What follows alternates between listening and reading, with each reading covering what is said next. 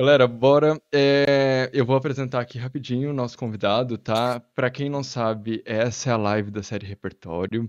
A gente acostuma, até faz um tempinho que a gente não faz, a gente tá voltando com a live, mas essa live ela tem o intuito de trazer um projeto de objeto de estudo. Só que geralmente eu analiso esse projeto. Não analiso com o intuito de de criticar o projeto, mas sim de trazer repertório para vocês.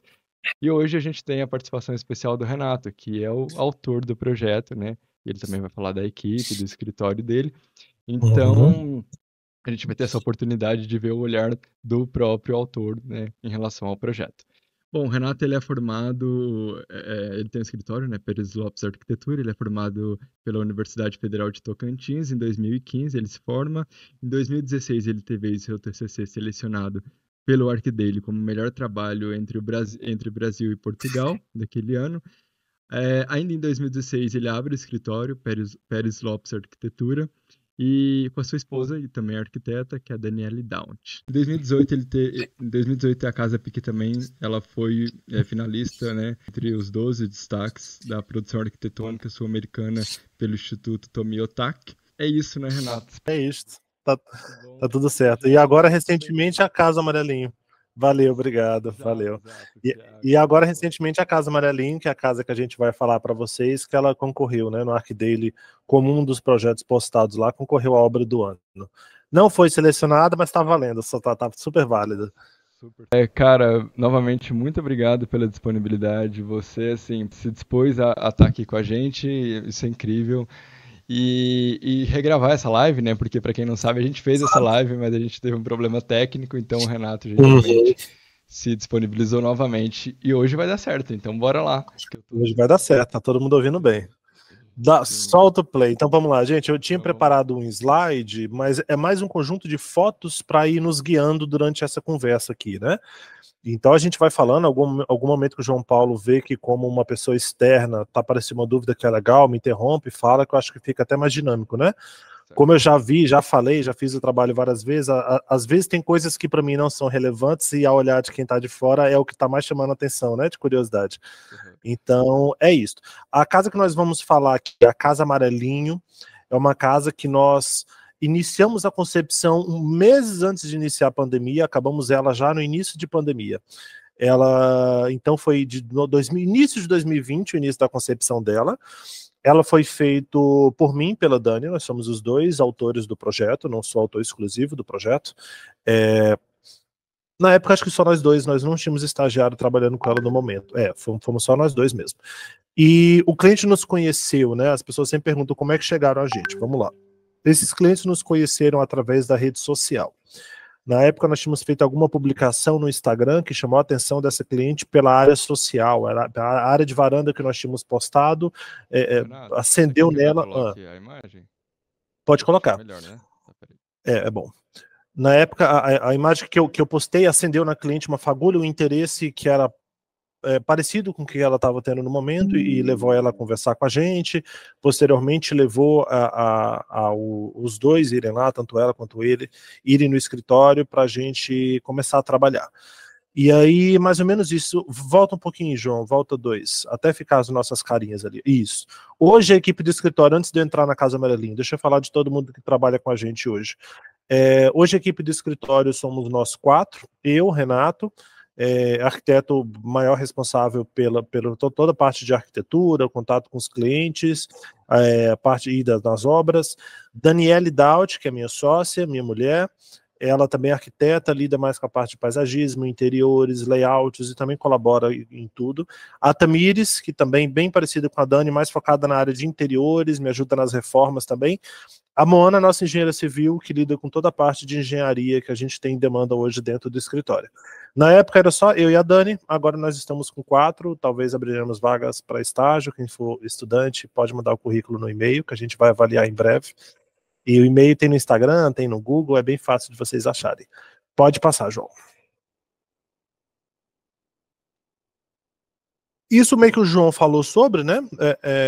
na introdução, nós somos da Pere Lopes Arquitetura, e no que acreditamos, nós estamos cada vez mais, nós começamos com muito foco na parte de conforto térmico, e isso foi um guia, né, foi uma matriz, uma linha que nos levou a projetos levando para uma área sustentável, que por ter essa preocupação, muitos clientes com lotes super arbóreos começaram a nos procurar, e na intenção de mantê-los, e nisso não estava preso a um padrão único de construção. Então essa mesma preocupação vinha de uma casa super alternativa e com baixo custo de construção como a Pequi, e ela também veio a uma casa de custo médio, padrão, como é a Casa Amarelinha que nós vamos falar, e ela também veio em casas bem mais alto padrão, como outras que a gente já fez agora e tudo mais. Então foi uma linha que nos guiou e a gente anda seguindo nisso até agora, em busca dessa arquitetura mais autêntica, com menos coisas supérfluas, né? Menos elementos gratuitos, menos, enfim. Essa é a arquitetura que a gente está buscando agora.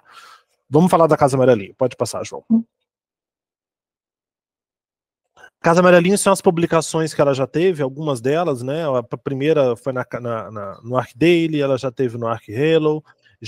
Essa revista foi uma das que eu me lembrei, Restless Living, já teve em outra revista também, e algumas publicações não mencionadas, que eu já recebi prints, então ela já rodou bastante, acho que principalmente pela árvore da frente, que é o motivo do nome dela, tá?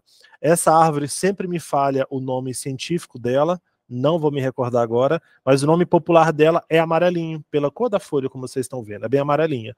Então, na época que ela está mais robusta de flores, ela fica bem amarela e já existia no lote, e foi o motivo dos clientes comprarem um lote, tá? Então, assim, não foi por um acaso, eles tinham 3 lotes, um ao lado do outro para escolher, eles escolheram esse por causa dela, e aí, então, assim, a gente não podia mexer em nada, e era um grande desafio. Pode passar.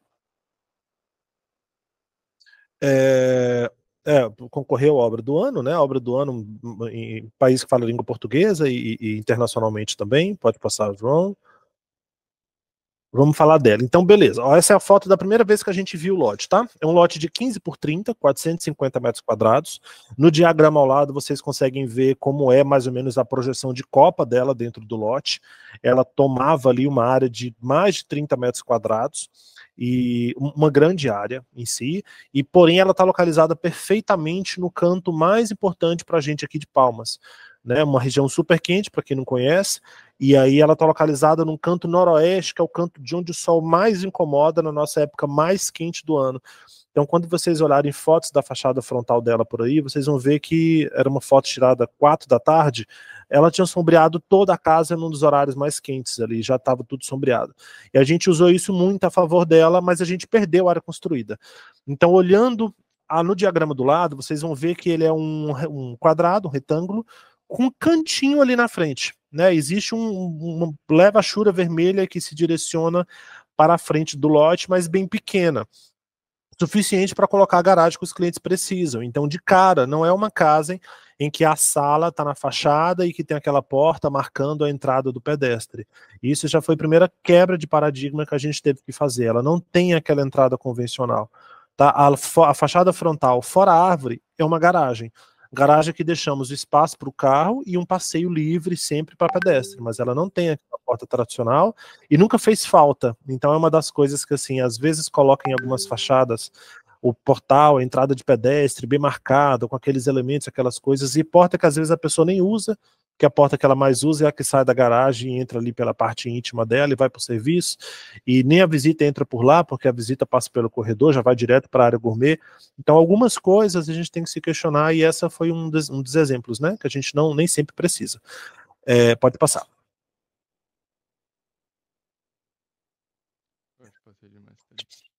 Não, mas foi. Com base nisso, a gente, assim, esse é o volume. Volta mais um, vê se não passou outro também, João. Não, é isso mesmo, pode ir lá.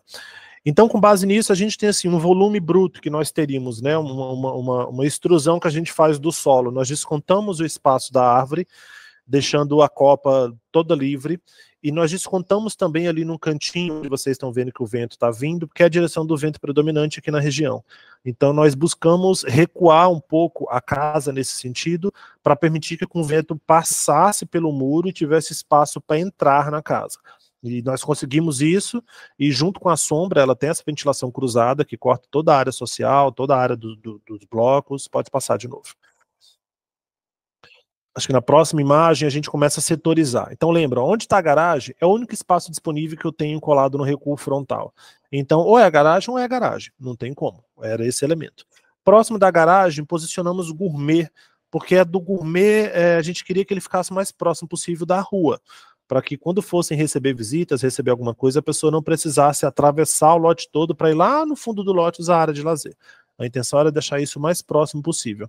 Próximo do gourmet, a área social, a gente teria uma integração entre sala, cozinha, área gourmet, e depois o íntimo do térreo, que seria, tem um quarto barra escritório, um ambiente bem coringa, tem área de serviço, tem um pequeno depósito, tem um lavabo para área de lazer, só que isso teve que mudar. Pode passar, João. No próximo slide, vocês vão ver que a gente, por enquanto, a gente cria as aberturas. Então, o que é aberto, o que é fechado, área social super aberta, área gourmet super aberta, garagem super aberta, portanto, lembra da ventilação cruzada, ela corre por tudo, e lembra da integração visual, ela acontece por todo lado. Aquele bonequinho que está embaixo da árvore, ele tem vista até o canto extremo do outro lado da casa, devido a essas condicionantes e essas aberturas que nós criamos aqui, para ventilação e integração. Pode passar. Porém, a gente teve que fazer algumas modificações, tá? O bloco superior, para as condições melhores de clima, a parte principal dele vem na transversal da área de lazer em si, como vocês podem ver, está na transversal, e isso gera abaixo dele uma cobertura que nós não precisávamos a mais. Nós já tínhamos a nossa área de lazer. Essa imagem é legal para mostrar a projeção da copa da árvore. Repara como ela deixa livre toda a parte do bloco de cima. Pode passar. E no próximo diagrama, pode falar, João. Ô, Renato, a gente recebeu uma pergunta aqui, se essa casa está dentro de um condomínio. Está dentro de um condomínio aqui em Palmas, tá? Dentro de um condomínio bem pequeno, é um dos menores condomínios que a gente tem, ele tem basicamente 2 ruas, os lotes são todos desse tamanho, lá dentro desse condomínio a gente tem 2 projetos. Esse é um deles. Ó. Nesse diagrama agora, gente, nós vemos que nós precisamos, por questões óbvias, né, de aproveitamento de espaço, de estrutura, empurrar o lazer para debaixo do bloco dos quartos. Porque a gente, enfim, a gente não podia ter essa área aberta mais, que isso entra em uma parte importante dessa casa. Ela tinha um controle orçamentário bem rígido até para a época, né? Hoje em dia seria 50% maior, mas na época era apertado. Eu lembro que a gente, por questões de financiamento, não podíamos passar de, sem piscina e algumas coisas, R$2.000 o metro quadrado, que para antes da pandemia era um valor ok, e foi bem difícil. Eu lembro que a gente terminou exatamente em R$2.000 o metro quadrado. Então a parte de estrutura é uma das principais responsáveis pelo orçamento de toda a obra, então era uma preocupação muito grande os alinhamentos. Por isso o resultado desse diagrama 6. Pode ver o próximo, deixa eu ver o que tem na sequência. Esse é um contexto geral, esse diagrama foi feito antes da gente finalizar a planta baixa em si, né? Então é lógico que algumas dimensões mudaram, tal coisa foi para lá, tal coisa foi para cá, puxa ali, puxa acolá, mas ele se mantém muito. Acho que a grande mudança é que o bloco dos quartos em si, ele não conseguiu ficar só reto assim, ele precisou criar uma perninha em L, indo para o fundo, mas funcionou muito bem e ficou bem próximo disso, e esse foi todo o porquê dessa implantação. Isso foi muito legal. Olhando aqui, você já vê que essa casa tem 3 espaços de lazer, tem 3 pátios, que eu sempre gosto de falar. Tem um grande pátio embaixo da árvore, que é o que vai desde a frente do lote até o início da cozinha, que é o primeiro ambiente depois da árvore, que esse pátio respeita a copa, ele é o que mantém essa árvore, mantém o sobramento dela, mantém ela intacta e dá uma certa segurança para casa. Nós temos o pátio entre a garagem e a área gourmet, que é esse segundo espaço vazio que está cinza ali, e ele é um espaço bem gostoso. Toda vez que a gente visita, é um espaço que todo mundo senta, porque ele está integrado a tudo, ele está próximo da entrada, próximo da árvore, próximo da cozinha, próximo da varanda, ele é sensacional. E nós temos o espaço do fundo, que ali é o canto resultado do bloco de gourmet e do bloco ali íntimo, né? Que é onde ficaria no futuro a piscina, que é essa área mais voltada para o lazer realmente. Eu vou fazer um almoço, um churrasco, muita coisa acontece por ali. Então ela tem 3 pátios separados, mas que estão também interligados visualmente e fisicamente. Você anda por eles sem precisar atravessar nenhum ambiente. E ficou muito legal. Uma experiência indo, ela é ainda mais interessante. Pode passar, João.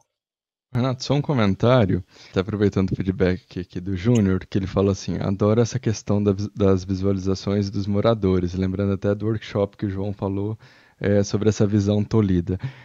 No último workshop, na verdade nos workshops que a gente dá, eu falo muito isso, que é aquela implantação central no terreno, né? Respeita os afastamentos mínimos, todas as visões da casa dá para esses corredores, os próprios afastamentos, né? Essa pessoa para essa visão. E eu falo muito isso também nesse workshop, como uma condicionante ela é capaz de transformar o processo criativo, né? Totalmente. Uma única árvore, ela consegue estabelecer um traço, um desenho que vai definir uma volumetria, né? Esses pátios que traz essa sensação de pertencimento para essa casa, mas de visibilidade, né? De realmente essa pessoa não se sente enclausurada. Então, isso é muito legal. Muito boa. E assim, a árvore é condicionante, olha só, olhando a planta. Se não fosse ela, a parte. Pode deixar na planta. Se não fosse ela, a parte do social, ela seria toda empurrada para frente, iria mudar muito. Ao invés de 3 pátios, às vezes seria um pátio só grande, né, ao invés de 3 pequenos, e talvez ele não pareceria tão aconchegante como ele é hoje, porque seria um grande espaço vazio, ao invés de menores espaços mais acolhedores. Então mudaria tudo, né? Então, uma condicionante, isso é bem legal. Os limites são muito bons para a nossa área, né? Geralmente os projetos mais difíceis, eles têm lotes sobrando e orçamentos sobrando, pelo menos para mim. Eu gosto dos limites, isso é legal, isso impõe barreiras, né? A gente não pode sair fazendo qualquer coisa e tudo mais. Ficou muito bom. Mas tá. A planta baixa. Então, ela é um resultado, ela veio pós aquela primeira apresentação, tá? Para quem trabalha aqui, tá vendo essa live, trabalha com projeto, a gente não mostrou essa planta na primeira apresentação. A primeira apresentação, ela foi até onde vocês viram agora há pouco. A gente apresentou aquele zoneamento e a gente apresentou junto com ele referências que representavam aquela ideia que nós tínhamos tido. Então, a primeira reunião do cliente durou, sei lá, 1h30.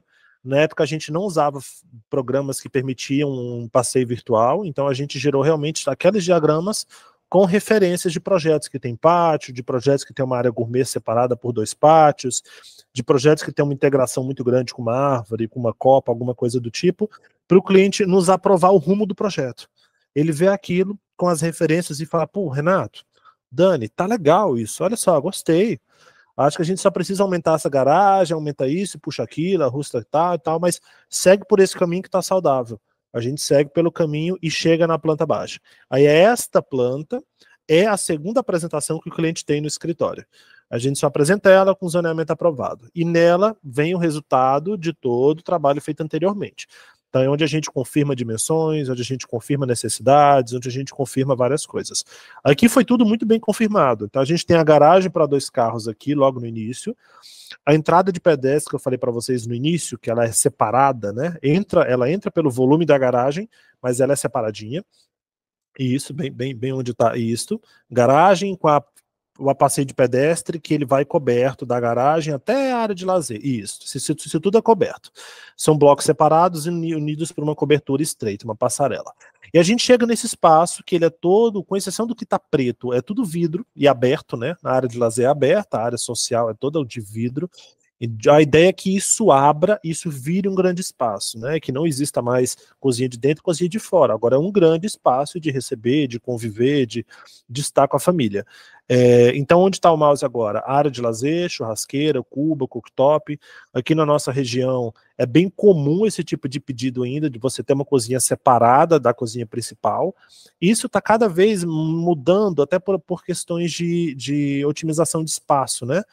Por exemplo, se fosse o caso desses clientes, talvez essa varanda seria fechada com vidro, ar-condicionado e a área social viraria tudo uma grande sala, talvez, alguma coisa assim. Mas na época, e ainda hoje, é muito comum dessa forma. Então nós temos o espaço de dentro, cozinha, sala, não são gigantes e não são apertados, tem 30 e alguma coisa metros quadrados, é bem ok. E nós temos aqui embaixo a área de lazer. A área de lazer é bem próxima do lavabo. Para quem tiver da piscina, já entra no lavabo bem no cantinho, sem precisar pisar lá dentro, usar nada. Exato. E passando lá dentro da casa, passando pela sala, não dá nem para chamar isso de corredor. É um pequeno hall que leva para a área de serviço e que leva para o quarto, barra depósito, barra ambiente coringa. Isso.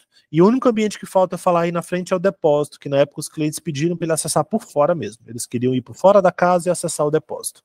Então, é todo esse espaço, essa parte da sala e cozinha, que é onde recebe bastante sol. Nós fizemos a parede na época um pouco mais grossa, um pouco mais espessa para amenizar isso, o que a árvore não conseguiria sombrear, iria ser amenizado por essa parede ali em cima, na sala e na cozinha. E piscina aqui embaixo, os dois pátios. Eu acho que deu, como o diagrama ele representa bem, eu acho que deu para a pessoa nortear bastante, né? Piscina aqui num canto, com a varanda, acho que foi legal. Passa para o próximo ambiente. Tá. Isso.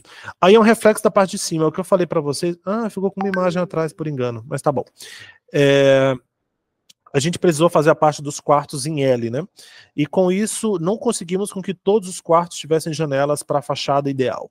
Então vamos lá, depois que a gente sai da escada, virou à esquerda, a gente vai para o quarto principal, que está logo ali na frente, uma pequena copa que existe aqui em cima para não precisar descer para beber água, é uma bancadinha bem pequena, e ela tem uma porta que leva para a sacada. Essa sacada, eu chamava ela de casa da árvore, porque ela é exatamente embaixo da copa.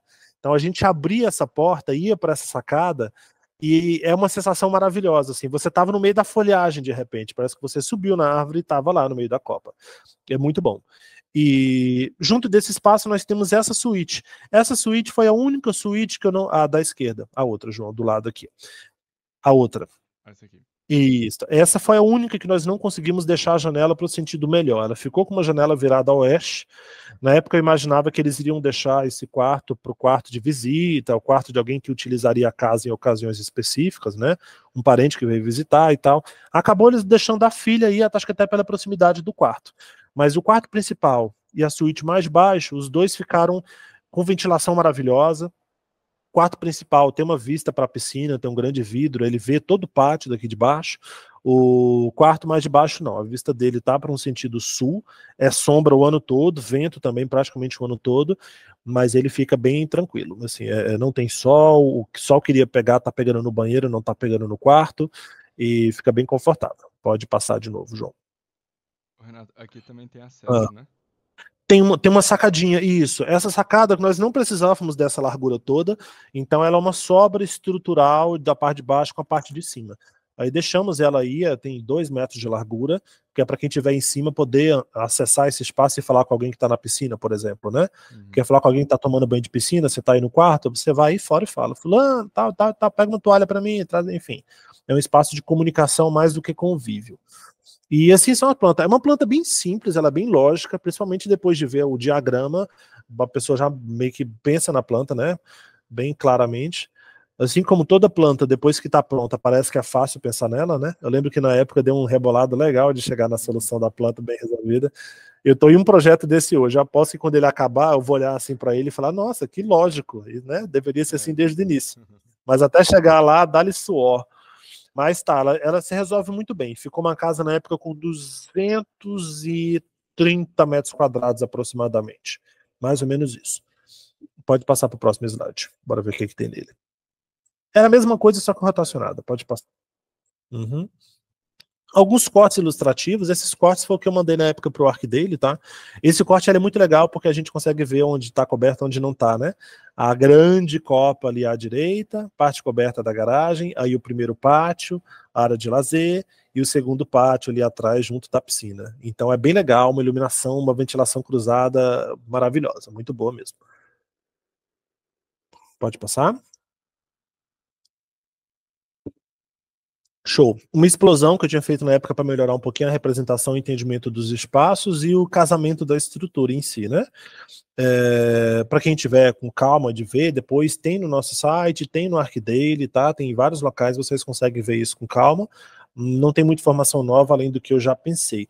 O que dá para falar um pouco daí é que não tem detalhes exatamente, mas é sobre detalhes construtivos, né? É um projeto todo feito em estrutura de concreto armado. Apesar de que na época, sei lá, a cada 5 projetos que a gente fazia aqui no escritório, pelo menos uns 3 eles eram em estrutura metálica. Eu adoro estrutura metálica. Estruturas pré-fabricadas em si, né? Eu gosto bastante. A metálica é que eu tenho mais experiência. E aí na pandemia o aço subiu muito e a metálica ela é mais interessante quando pelo menos as vigas o cliente tenta manter aparente, né? Uma coisa ou outra. E na época esse cliente ele não estava tão aberto para isso, era mais tradicional nesse quesito. Eu não insisti muito, a gente foi para o método tradicional. E essa foi uma obra que eu peguei a responsabilidade de execução total dela. Eu fui responsável de execução durante toda a obra. Tem, inclusive, tudo que eu postei em stories durante os 10, 11 meses de execução dela, tá em destaque no nosso Instagram, tá? Você rodando por um lado, em algum momento você vai achar lá a Casa Amarelinha e tem os stories todos da época, tá tudo salvo, coisa pra caramba ali, um seriado quase. E aí ela tem cobertura em telha sanduíche, telha térmica, por motivos de temperatura aqui da região. Então toda a casa é em telha sanduíche e concreto armado, blocos de blocos cerâmicos tradicionais, 12 centímetros, pisos em porcelanato, a grande maioria. A escada é uma escada em estrutura metálica e pisos de madeira. Os elementos vazados da frente, passa o próximo slide, João, que eu acho que vê uma foto e eu falo sobre. Tá, isso. Muita gente me pergunta sobre esse elemento vazado da frente, né? Vamos lá. O limite do lote, gente, é onde está começando a grama, tá? Onde está começando a grama, pertinho do mouse. E só que como é condomínio, eu não posso murar. E devido ao zoneamento que a gente fez, devido ao zoneamento feito em si, eu não poderia ficar sem nada aí na frente, né? Eu não poderia deixar aberto porque a pessoa da rua estaria vendo dentro da cozinha deles. Eu precisava de um bloqueio. Esse muro de elemento vazado que vai do fundo da garagem, vira na lateral e contorna a árvore e fecha a casa no limite do recuo frontal, ele tem um sentido de dar a privacidade para a parte interna. Então reparem que através do elemento vazado você não vê nada. Ele tem um sentido de permitir a permeabilidade de ventos que eu tinha mostrado lá no diagrama do início, onde tinha aquela ventilação cruzada, vindo do fundo, passando pela área de lazer, cruzando o lote todo, os ambientes todos e saindo na frente. O elemento vazado, ele veio como elemento coringa para isso. Ele tem uma função de proteção de sol, mas nem tão importante aí nesse sentido, porque a árvore e a garagem já sombreia bastante coisa. Então é mais por esse motivo. Virou um dos destaques da fachada, né? Estão falando dela. É uma arquitetura telhado escondido, era o desejo do cliente naquele momento, telhado todo escondido, e é uma arquitetura, o que tem de fachada arquitetônica aí aparecendo na fachada? O que a árvore deixou de elemento arquitetônico? Uma parte da platibanda da garagem e essa parede de elemento vazado. Somente. Então, eu recebo muita mensagem sobre esse muro, né? Muro de elemento vazado, que lindo. Uma opção estética também, mas não somente. Ela tinha mais uma função prática, tinha mais um porquê de conforto da casa do que estética, né? Mais bonito do que um muro de tijolo fechado, com certeza, mas ela tinha outros porquês. E sabendo da copa da árvore, na época a gente mediu, ela estava com 16 metros de altura, uma coisa assim, a gente sabia que não tinha muita coisa na arquitetura para a gente fazer. Então, assim, vocês não veem porque a árvore está tapando, mas o bloco dos quartos atrás é uma parede lisa com uma porta daquela copa lá de cima. Porque, e lembra que o orçamento, isso, e lembra que o orçamento era apertado, então assim, eu não era uma parede dessa que eu iria fazer uma parede de travertino, de alguma coisa do tipo, não tinha porquê. Eu tinha que economizar e eu tenho essa árvore fazendo a fachada da casa. Então, a Casa Amarelinha é uma casa com pouca fachada de arquitetura, né? É mais uma fachada paisagística do que uma fachada arquitetônica. E é isso, pode passar para a próxima. Vamos ver o que tem. Pronto, com mais destaque, olha lá a portinha. Aquela portinha dá para casa da árvore que eu falei para vocês, que a gente sai e tá logo abaixo da árvore. É onde eu mais ficava durante a obra. Indo lá nos destaques, vocês vão ver vários stories que eu tô aí nesse local falando. Ele era confortável 24 horas por dia, uma delícia. E é a única coisa que a pessoa vê de dentro. A cliente botou a cortina por esse motivo, a única portinha de vidro mais visível. E é o elemento dessa fachada. Fora isso, é uma parede cega. Uma parede cega, totalmente cega, uma parede lisa, sem beiral, sem nada, porque não precisa. Eu tinha que economizar. O elemento vazado utilizado no local, a gente pintou ele de branco. Ele é todo travado com perfis metálicos. Quem olhar com atenção consegue ver. Né? É sempre um mistério. A gente quer essas paredes de elemento vazado sempre o mais leve possível. E aí, para evitar de fazer aquela viga de concreto com 30 centímetros de altura em cima, de uma obra anterior a essa em diante, eu estou fazendo muito assim, utilizando um perfil metálico dobrado, que o tijolo vazado entra dentro. Aí eu faço pequenos pilares e uma viga em cima. E fica parecendo que o elemento vazado não tem pilar, não tem viga em cima, não tem nada, ele está autoportando, né? Ele até consegue ficar, mas vai trincar muito, não é tão seguro, então eu prefiro deixar dessa maneira, e assim foi, pinta tudo da mesma cor, e fica assim. Se eu não falo, ninguém nem percebe. Parece que é realmente uma parede sem nenhuma estrutura complementar a ela, né? Sim, Pode passar. muito interessante. Ah, João, volta, deixa eu falar do negócio. Cate, ninguém nunca nem percebeu. Olhem para essa grama, gente. Ela é sintética, tá? Não sabia. No projeto era grama, claro, mas eu era um cliente muito traumatizado com grama, né? De verdade, com cuidado dele. Aí a obra estava finalizando e eu questionei ele, né? Fulano já falou sobre o jardineiro, que empresa vai ser, não sei o que. Ele, não, Renato, vou comprar uma grama sintética que eu vi ali na internet. E ela é muito boa. Eu torci o nariz lá longe, né? Falei, pelo amor de Deus, não faça isso, não sei o que. Mas não sou eu que mando, o dinheiro não é meu. E aí, mas assim, deu legal, porque ninguém percebe. Ela realmente é muito boa. Sim, Ela é muito bom. muito boa, até pessoalmente. É lógico que na foto tá longe, mas até pessoalmente ela é muito boa. Inclusive, depois disso, eu fui fazer um orçamento particular depois, e ela encareceu demais, porque ela é muito felpuda, você não vê a malha atrás dela, ela é 100% permeável. Então aí embaixo a gente tem a terra original do terreno, um pouquinho compactada, e a grama colocada por cima e travada nas extremidades. Então uma grama sintética, deve estar verde até hoje, né? Com É. certeza. Pode passar.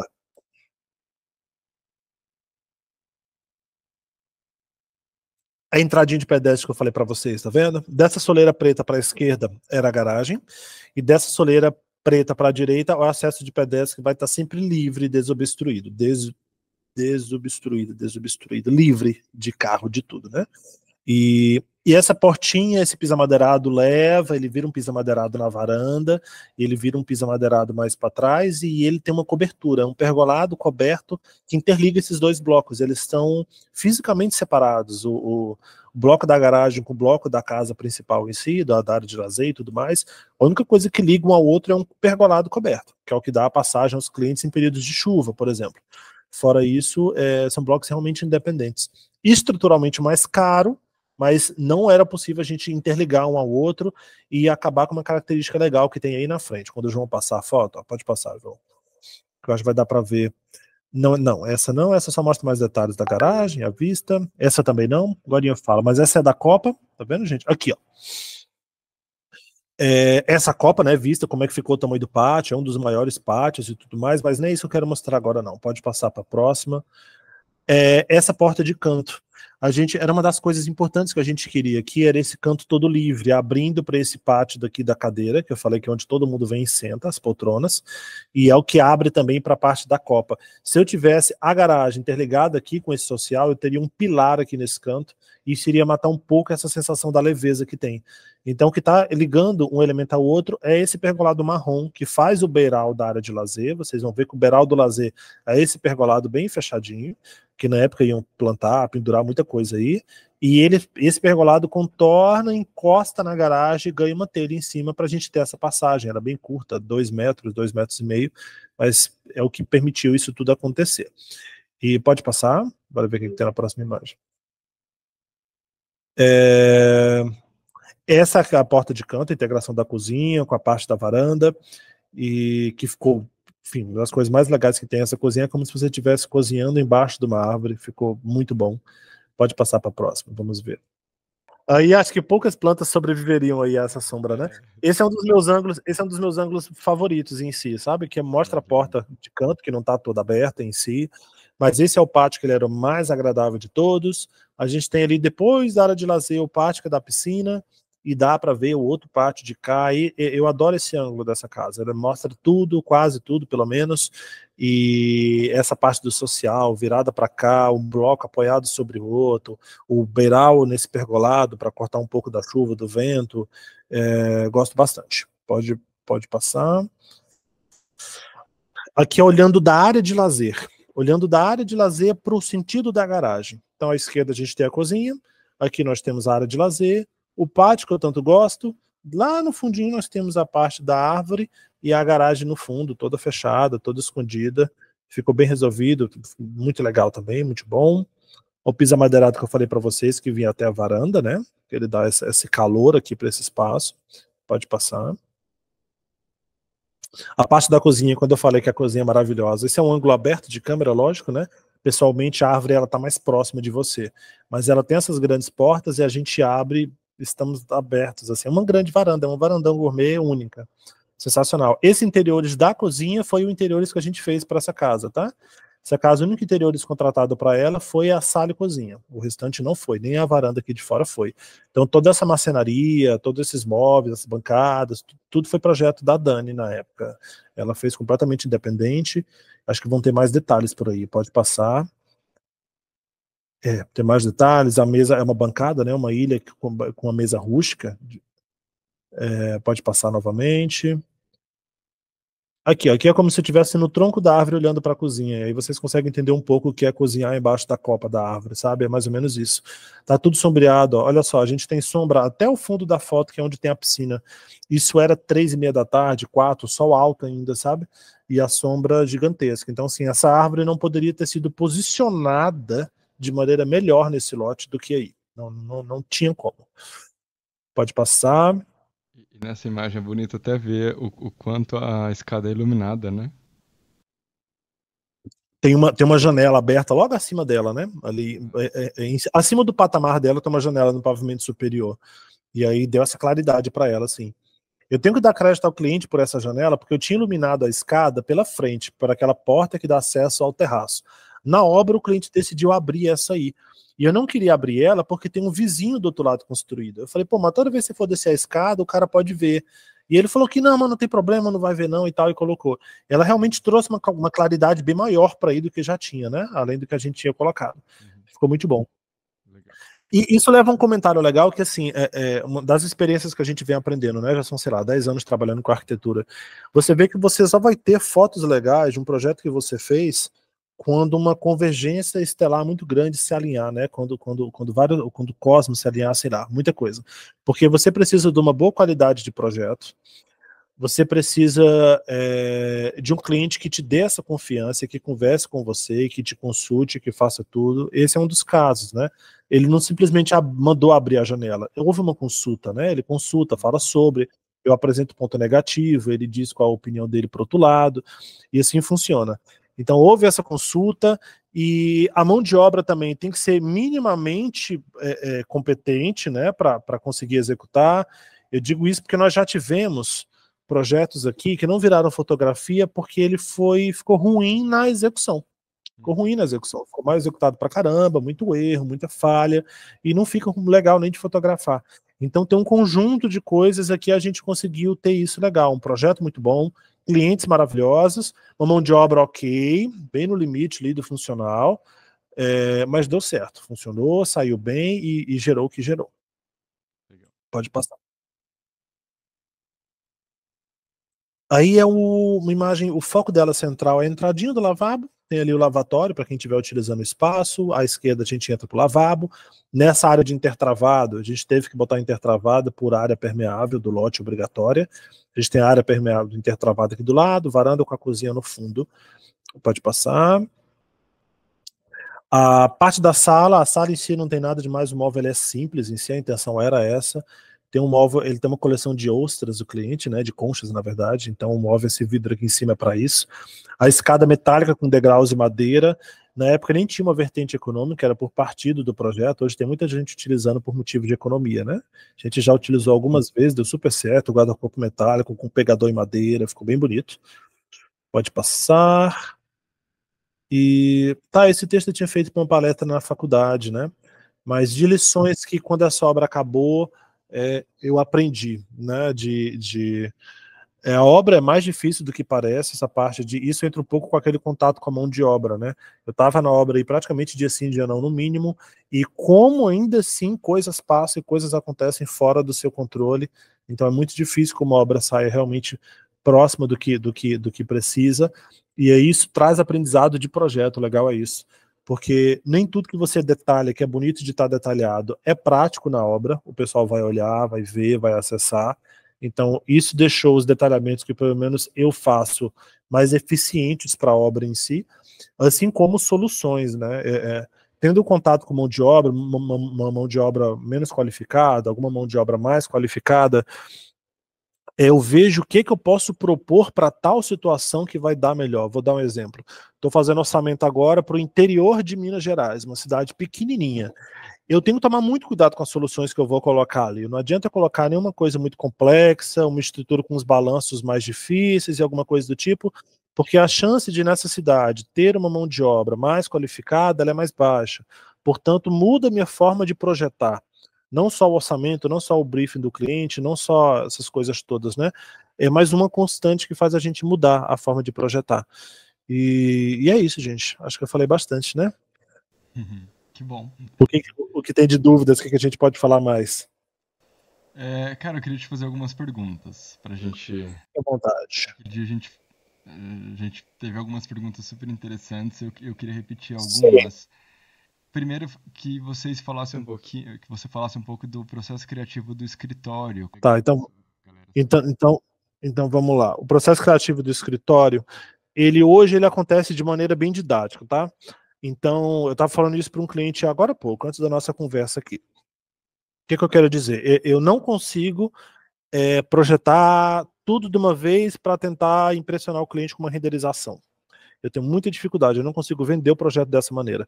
Tem um cliente me contratar para daqui a 45 dias apresentar uma fachada bombástica, maravilhosa, não consigo. Me falta conteúdo, me falta forma de convencer ele, e de experiências que eu tive ainda como estagiário, às vezes o cliente aprova por pressa, mas durante a obra ele sai mudando um monte de coisa, porque ele não entendeu o processo. Então, por causa desse motivo, e para evitar retrabalhos, aos poucos a gente foi migrando o processo do escritório para um processo bem pausado, sabe? Bem por etapas mesmo. Igual eu dei o exemplo ali mais cedo. Então, depois de tudo feito, contratação feita, briefing feito, vamos começar, analisamos tudo já, condicionantes climáticos e tudo mais. A primeira apresentação, ela é zoneamento, hoje, né? Zoneamento com passeio virtual, com uma planta baixa preliminar. O que é uma planta baixa preliminar para nós? Ela nem tem layout, às vezes. Ela é realmente o tamanho dos ambientes aproximados, com as aberturas meio que definidas, porque isso faz uma diferença enorme, né? Para onde estão os cheios, para onde estão os vazios, para onde a vista está sendo atraída, para onde não está sendo atraída. Então, a primeira apresentação dos clientes, no geral, é isso, para quando possível a gente apresentar 2 ou 3 opções. Então, o cliente vai fazer uma primeira reunião, a gente apresenta, né? Faz tudo, olha, essa casa pode ser quadrada, pode ser redonda, pode ser triangular, né? A grosso modo aqui. E aí elas geram o passeio virtual da quadrada é assim, a área de lazer fica para cá, tal coisa fica para lá, aberturas aqui, pátio aqui. A gente faz isso por todas, e o cliente com isso, o passeio virtual, ele consegue sentir esse espaço de uma maneira que a planta não transmite para algumas pessoas, né? Algumas pessoas conseguem olhar a planta e meio que se colocar ali. Outras pessoas não têm essa facilidade, ela só vê aquilo como preto no branco, né? Parede em cima do papel branco e não consegue muito abstrair, acaba focando muito em medida e área, que não é nada, né? É só um detalhe. Então, a primeira parte é essa. Depois que o cliente escolhe qual que ele gostou, então fala, Renato, beleza, gostamos mais da casa quadrada mesmo, com pátio central, a integração está muito boa, só que eu queria que assim, a área de lazer ficar maior, pelo esse espaço que você botou, tal coisa ali, esse aqui aumenta para cá, muda isso, muda aquilo e tal e tal. Aí a gente ajusta isso e faz uma primeira apresentação de planta baixa para o cliente, e sim uma planta baixa de anteprojeto. Aí ela tem dimensões específicas, tamanhos específicos, layout específico, tudo, tudo, tudo, tudo. A área final, como é que vai ficar, redonda, tudo perfeito. O cliente tem alterações a fazer nessa planta baixa. A partir do momento que ele me dá o ok dessa planta, eu passo para a fachada. Mas, Renato, então você não mexe nada de fachada antes do cliente aprovar? Não, é lógico, quando eu estou fazendo planta, principalmente trabalhando no meio BIM, o escritório ele é BIM desde que nasceu, o escritório é BIM, desde 2016, 15. Então, eu vou meio que fazendo planta e eu vou tendo uma noção da parte geométrica daquilo tudo, né? Eu consigo hoje ver o potencial, eu não fico gastando tempo já compondo a fachada de uma planta baixa que o cliente pode virar do avesso, por exemplo. Eu não gasto essa hora, mas eu já fico vendo o potencial. Ele já aprovou o zoneamento, ele já sabe que os ambientes estão por aqui, então eu só tenho que arrumar realmente a disposição interna dos ambientes. Às vezes eu arrasto um ambiente para cá, empurro um volume para ali, um volume para cá, para eu ter um potencial geométrico legal para poder para fazer a fachada. Mas é só depois da planta baixa que eu vou realmente ornar a fachada, colocar os acabamentos, os revestimentos, gerar as primeiras renderizações. Dependendo da complexidade dessa arquitetura, eu primeiro apresento uma fachada para o cliente aprovar os materiais. Então, por exemplo, a Casa Amarelinho foi assim. A primeira imagem que eu enviei foi a do pátio central. Eu não enviei a fachada frontal, eu enviei a fachada do pátio. Uns tons e materiais e tintas aprovadas. e para eles verem uma noção da geometria, que é aquele ângulo que eu disse que gostei mais, aí eles viram, eles aprovaram a geometria daquele espaço, eles aprovaram as cores, aprovaram as paletas, eles aprovaram a parte bruta. Aí com aquele feedback eu finalizei as fachadas, e aí sim, eu apresentei todas para ele. Então todo o processo projetual do escritório é bem assim, é bem pausado, isso deixa o escritório alguns dias mais demorado para fazer alguns projetos, né, porque a gente não sai rushando sobre as etapas para apresentar logo. Então apresenta uma, marca com o cliente só pode daqui a 3 dias, aí marca com ele passa 2 dias analisando, retorna, então isso deixa o processo um pouquinho mais lento talvez, mas é como para mim funciona muito bem. E aí depois disso é que a gente vai partir para as próximas etapas. Se tiver interiores, a gente vai fazer interiores, se não tiver, a gente já parte para a parte da engenharia. Aí vamos fazer estrutural, depois hidráulico, depois hidráulico sanitário, hidrossanitário, depois projeto elétrico, e aí finaliza tudo. Depois deles prontos, a gente detalha a arquitetura, compatibilizando o local dos pilares, descidas de cano, tudo. Shafts, onde vai precisar, onde não vai. Às vezes uma porta tem que diminuir de tamanho, porque o pilar precisou ficar maior um pouquinho e tal. Depois disso, tudo que a gente detalha e entrega. Então, o processo do escritório para uma casa como a Amarelinho, hoje acontece mais ou menos dessa forma. E esse processo dura quanto tempo? A Casa Amarelinho hoje eu pediria 90 dias, aproximadamente. Então a gente passaria aí uns 45 dias a 60 dias na arquitetura e mais uns 30 dias na parte de engenharia. É lógico que isso é o prazo máximo, né? A Casa Amarelinho na época eu pedi 60 e em 60 nós entregamos. Mas hoje, para ter um pouco mais de conforto, eu sempre explico para o cliente, olha, estou pedindo 90 na intenção de entregar com 60, sempre. O escritório não tem interesse em ficar com projetos rodando por muito tempo, né? Nenhum interesse nisso. Mas eu deixo porque imprevistos acontecem, tem alguma coisa que acontece ali no meio campo que eu preciso focar mais e deixar o projeto do cliente uma semana, às vezes na espera, porque é uma urgência, né? Sei lá, o projeto voltou da prefeitura com alguma mudança, eu tenho que ajustar ela porque envolve financiamento e prazo de pagamento e não sei o que. É uma coisa que o escritório começa a focar para liberar aquilo logo. Então acontecem imprevistos do tipo, né? Mas é mais ou menos isso. Na época foi 60, mas para ter um pouco mais de conforto de projeto, hoje eu peço até 90 numa casa como a da Amarelinho. Aí quando passa uma casa maior um pouco, já beirando os 400 metros quadrados, aí fica entre 90 e 120 dias de elaboração. Legal, show. Renato, o cliente quer uma casa neoclássica, você faz? Não fazemos, gente. Eu não consigo projetar isso. Eu não consigo projetar tal arquitetura. Lógico que planta baixa a gente faz e tal, mas na hora de ornar alguma coisa do tipo, fazer a fachada, eu não domino aqueles elementos. Eu tenho dificuldade de convencer isso para o cliente, por exemplo, né? É aquela coisa da verdade arquitetônica que está em si, né? De virar para ele e falar, olha, vamos colocar esse elemento aqui no contorno do telhado, porque ele é lindo, né? E fica maravilhoso. E por dentro eu estou pensando, tipo, não precisa desse elemento, sabe? Ele não tem função nenhuma, não tem porquê. Então eu tenho dificuldade eu tenho que estar acreditando muito no que eu estou fazendo. Eu tenho dificuldade de fazer projetos em que eu estou fazendo só porque é mais um dinheiro no escritório. Não funciona muito bem. Então eu tenho que realmente estar acreditando naquela arquitetura. Então, das experiências que nós já tivemos do cliente chegar, de, por exemplo, uma pessoa viu o nosso trabalho e aí nos abordou via e-mail pedindo uma arquitetura estilo americano, ela falou na época, né? Eu atendi ela, antes de saber dessa informação, atendi e tudo mais, mas antes de mandar orçamento, eu já expliquei, falei, olha, não vou conseguir te mandar orçamento por causa disso, disso e disso, não vou conseguir lhe prestar um bom serviço, mas eu vou te passar o contato de colegas que eu sei que trabalham com esse estilo arquitetônico, então a gente passa, né? Arquitetonicamente, sim.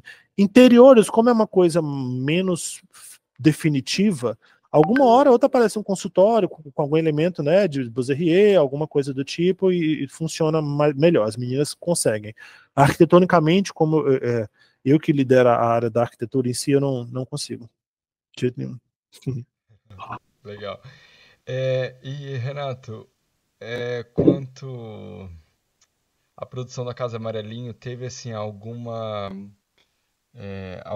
surpresa assim, obra, alguma coisa que você fala, poxa, isso eu poderia ter mudado? Não em termos de arquitetura em si, mas do processo. Não, mas eu entendi. Pior que não, cara. Eu pensei às vezes assim de ter tentado, eu já pensei nisso assim, de ter tentado convencer o cliente na época a utilizar um telhado com um telhado não embutido. A palavra é essa, um telhado não embutido. Mas eu lembro que na época todas as referências se voltavam muito para isso, sabe? E como o prazo dele era muito apertado, lembra como eu falei anteriormente, né? Era uma obra que envolvia financiamento de obra e lote ao mesmo tempo. E o lote, quando o cliente compra um lote assim, geralmente o vendedor do lote ele dá um prazo de recebimento, né?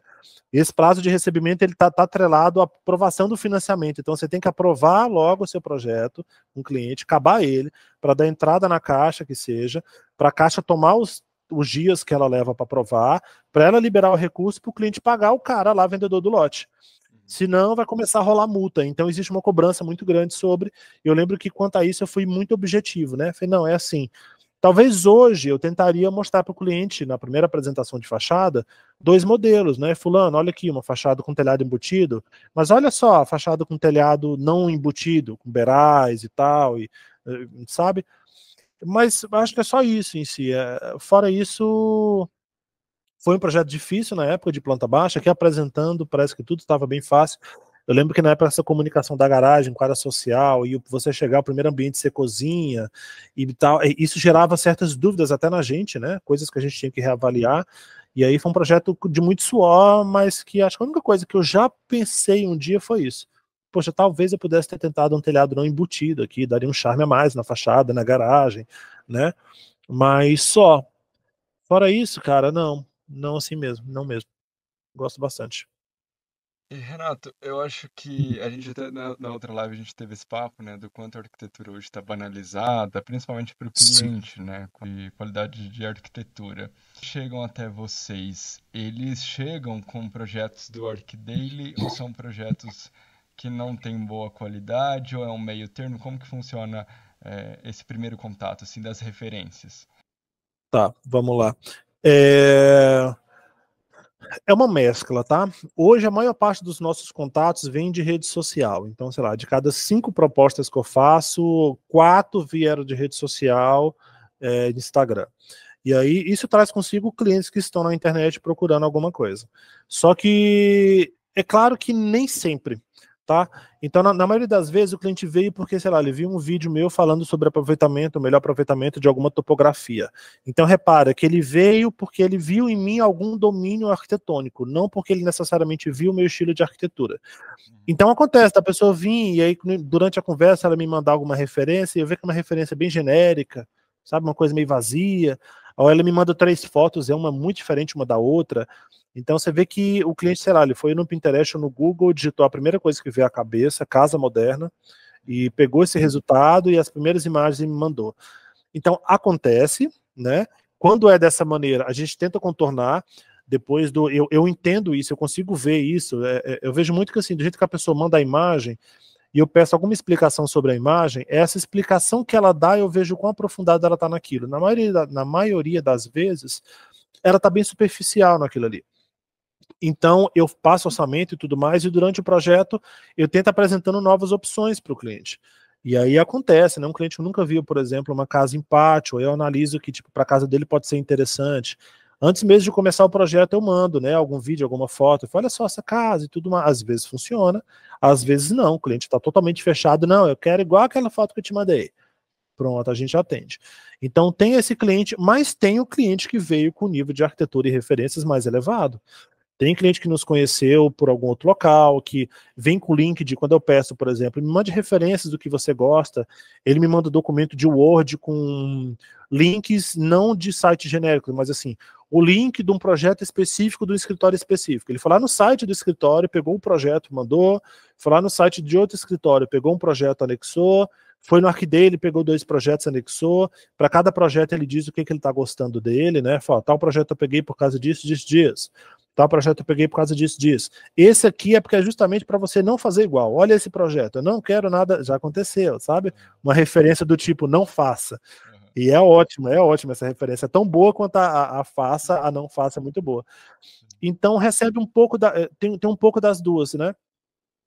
Eu já pensei em fazer um vídeo falando um pouco sobre isso, né? Sobre essa pesquisa mais aprofundada, sobre referências, eu só nunca o fiz ainda. Mas dessa ideia de abrir um pouco os horizontes do cliente, assim, o Pinterest, não tem nada de errado com o Pinterest, mas o cliente não tem obrigação nenhuma de saber o que é realmente uma arquitetura contemporânea, né, e de valor, do que uma arquitetura mais banal, digamos assim, né, uma arquitetura qualquer coisa.